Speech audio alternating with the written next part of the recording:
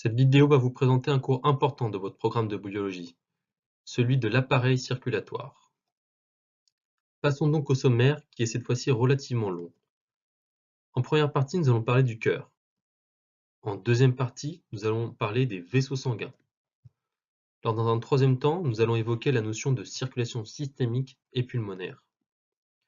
Dans un quatrième temps, nous allons vous parler du fonctionnement du cœur humain. Dans une cinquième partie, nous allons parler des différents rôles du sang. Dans une sixième partie, nous allons parler de la composition du sang. Dans une septième partie, nous allons parler des groupes sanguins.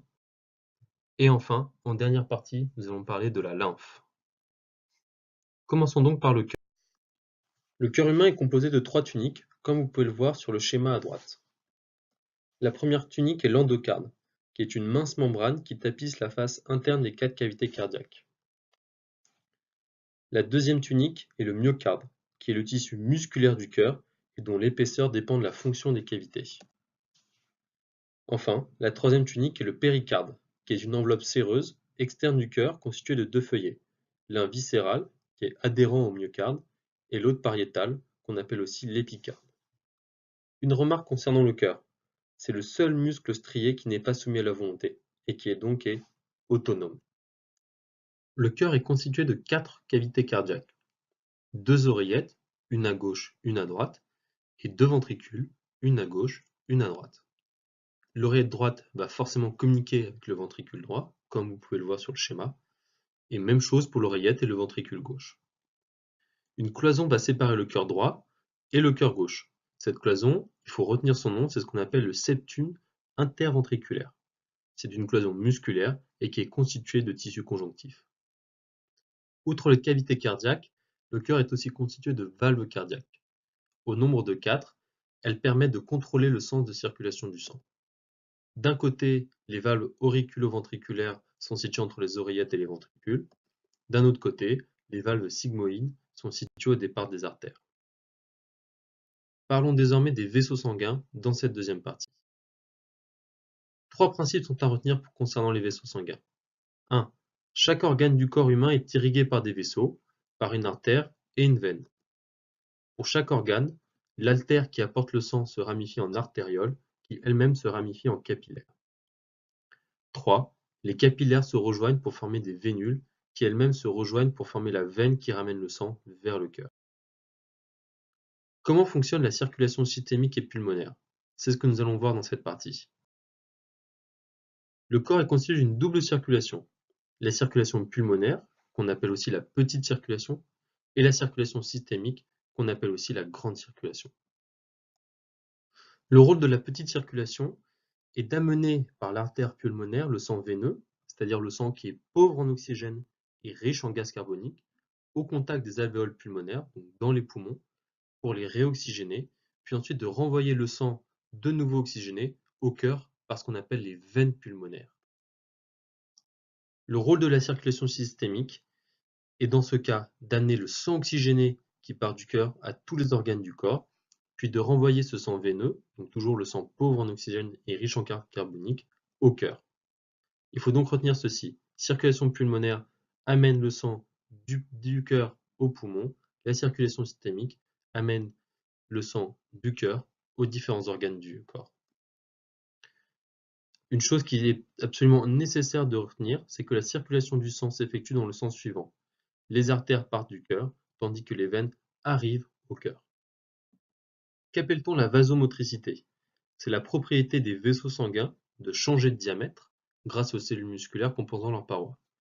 Ainsi, la vasomotricité va permettre la vasoconstriction, c'est-à-dire la diminution du diamètre des vaisseaux, et donc du flux sanguin, ou alors elle va permettre la vasodilatation, l'augmentation du diamètre des vaisseaux, et donc aussi du flux sanguin.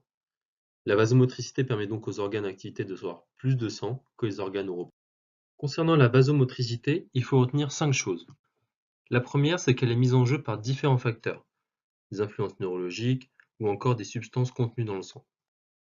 Deuxième chose, c'est que la vasomotricité permet d'assurer de façon continue l'équilibre interne de l'organisme. Troisième chose, lorsque l'on régule la pression artérielle, la vasoconstriction permet de faire remonter une pression trop basse, tandis que la vasodilatation atténue un excès de pression. Concernant la régulation du corps, la vasoconstriction des vaisseaux empêche les pertes de chaleur par la peau, alors que la vasodilatation les accroît. Enfin, dernier aspect, au cours d'un effort physique, il se produit une vasodilatation dans les muscles mis en action et une vasoconstriction dans les secteurs inutiles à l'effort. C'est donc toute cette régulation permise par la vasomotricité qui permet l'équilibre interne de l'organisme. Parlons désormais du fonctionnement du cœur. On distingue généralement 3 phases de contraction cardiaque. La première, la diastole, qui est la phase de repos du cœur. Deuxième phase, la systole auriculaire, qui est la phase de contraction des oreillettes. Enfin, troisième phase, la systole ventriculaire, qui est la phase de contraction des ventricules. Le schéma qui va vous être montré vous présente justement le fonctionnement du cœur et des contractions cardiaques. La première phase est celle du remplissage ventriculaire. Commençons par la fin de la diastole. Les oreillettes et les ventricules sont relâchés. Venant des veines caves et pulmonaires, le sang passe des oreillettes dans les ventricules. Vous pouvez voir ce flux grâce aux petites flèches en noir. Deuxième sous-partie, la systole auriculaire. Dans ce cas, les oreillettes se contractent et un petit volume de sang s'ajoute au contenu des ventricules. La deuxième grande partie est celle de la contraction des ventricules, autrement appelée systole ventriculaire. Dans un premier temps, les ventricules se contractent et compriment le sang qu'ils contiennent. De plus, les valvules auriculo-ventriculaires se ferment sous l'effet de l'augmentation de la pression sanguine. Sur le quatrième dessin, vous voyez que quand la pression dans les ventricules dépasse la pression dans les artères, les valvules sigmoïdes s'ouvrent. Le sang est alors envoyé sous pression dans les artères. La troisième et dernière partie est celle du début de la diastole. Les muscles ventriculaires se relâchent et les valvules sigmoïdes se ferment. Comment fonctionne le rythme cardiaque? On trouve ce qu'on appelle le tissu nodal, ou le système de conduction de l'excitation dans la paroi du cœur. Ce tissu, qui est un tissu musculaire, va rythmer les contractions du cœur. Il excite le muscle cardiaque, provoquant ainsi sa contraction, d'abord au niveau des oreillettes, systole auriculaire, comme vous l'avez vu auparavant, puis au niveau des ventricules, systole ventriculaire, comme vous l'avez vu aussi auparavant. Parlons désormais des différents rôles du sang. Vous devez absolument connaître les 5 rôles du sang. Le premier rôle est un rôle nutritif, puisque la digestion va permettre d'extraire des aliments les substances nutritives. Or, par la suite, ces substances nutritives sont apportées aux organes via le sang. Le deuxième rôle du sang est un rôle respiratoire. Tout d'abord, il va permettre de transporter l'oxygène, qui est récolté lorsque le sang traverse les poumons. Il va aussi permettre de transporter le dioxyde de carbone, qui est récupéré par le sang auprès des cellules. Par la suite, ce gaz va être évacué toujours par le sang lors de son passage dans les poumons. Troisième rôle, un rôle épuratoire, puisque le sang collecte les déchets produits par les cellules et ensuite les amène aux reins qui les éliminent via les urines. Quatrième et avant-dernier rôle, un rôle défensif, puisque le sang contient certaines cellules qui assurent la défense de l'organisme. Enfin, un rôle médiatique, puisque le sang permet la communication entre certains organes. De quoi est composé le sang? C'est ce dont nous allons parler dans cette 6e partie. Le sang est composé d'une partie liquide, qu'on appelle le plasma, et une partie solide, qui sont les cellules sanguines. Ces cellules sanguines sont de 3 types. Les premières sont les hématies, ou érythrocytes, ou encore globules rouges. Ces cellules sont dépourvues de noyaux et contiennent une grande quantité d'hémoglobine. L'hémoglobine, c'est cette protéine qui est responsable notamment de la couleur rouge du sang. Les hématies sont produites dans la moelle rouge de l'os et lorsqu'elles sont trop vieilles, sont détruites par la rate. Deuxième type de cellules, les leucocytes ou globules blancs. Ce sont ces cellules qui assurent la défense de l'organisme. Troisième type de cellules, les thrombocytes ou plaquettes sanguines. Ce sont aussi des cellules sans noyau, donc anucléées, et qui vont participer à la formation du caillot lors de la coagulation sanguine. C'est-à-dire que lorsqu'on a une blessure, afin d'arrêter l'hémorragie, le corps forme un caillot grâce aux plaquettes sanguines ou thrombocytes. Faisons une petite précision sur le plasma. Le plasma est donc un liquide qui est légèrement jaunâtre et composé d'eau à 90%. Les 10% restants sont composés des éléments suivants. Nul besoin de tout apprendre. Retenez juste que le plasma contient des nutriments, des enzymes, des hormones, des anticorps, l'urée et l'acide urique, et un facteur de coagulation. Nous attaquons donc la 7e partie dédiée aux groupes sanguins. Quel est le principe? Le principe, c'est que la membrane des hématies est composée de protéines qu'on appelle des antigènes. Et c'est à partir de ces antigènes qu'on va définir les groupes sanguins. Les groupes sanguins sont assez multiples, mais on distingue deux principaux qu'il vous faudra apprendre par cœur, le système ABO et le système Rhesus. Comment fonctionne le système ABO? On dit qu'un individu de groupe A, lorsque ses hématies possèdent uniquement l'antigène A. Petit rappel, les hématies sont les globules rouges de l'organisme. De la même manière, un individu de groupe B, lorsque ses hématies possèdent uniquement l'antigène B. Toujours pareil, l'individu de groupe AB lorsque ses hématies possèdent l'antigène A et l'antigène B. Enfin, un individu est dit de groupe O lorsque ses hématies ne possèdent ni l'antigène A ni l'antigène B. Notons que chaque groupe sanguin possède aussi des anticorps particuliers, comme le montre ce schéma récapitulatif. Comment fonctionne le facteur Rhesus? On dit qu'un individu est Rhesus positif lorsque ses hématies possèdent l'antigène D.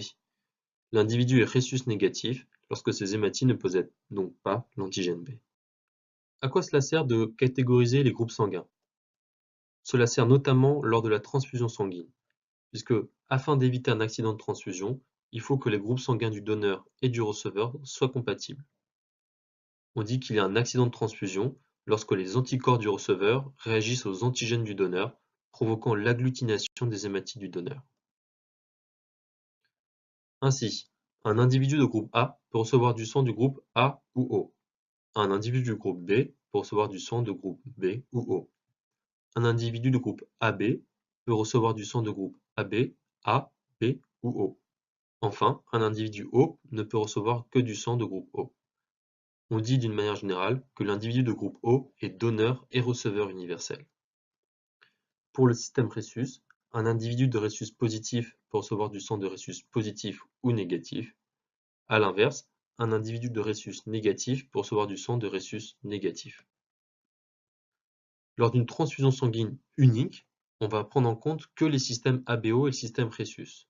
Notez juste que lorsque les transfusions sont répétées, d'autres systèmes peuvent être pris en compte, comme le système Kell, Duffy, Kidd ou Lewis. Dernière partie de notre cours dédiée à la lymphe. Qu'est-ce que la lymphe? C'est un liquide incolore qui est issu du sang et qui circule dans les vaisseaux lymphatiques, lesquels parcourent tout le corps humain. Ainsi, lorsque le sang circule dans les organes, une partie du liquide quitte les vaisseaux afin de circuler dans les interstices séparant les cellules de l'organe. Le filtrage intervient au niveau des capillaires et est appelé lymphe interstitielle. De quoi est composée la lymphe? De globules blancs, donc des leucocytes, mais pas de globules rouges ou de plaquettes sanguines. Comment fonctionne la circulation lymphatique? En réalité, parallèlement à la circulation sanguine et le fait des organes vers le cœur. Première étape, la lymphe se forme dans les organes à partir du sang. Deuxième étape, elle quitte les vaisseaux sanguins à travers les interstices séparant cellules et organes. Troisième étape, elle rejoint les vaisseaux lymphatiques. Quatrième étape, elle traverse les ganglions lymphatiques.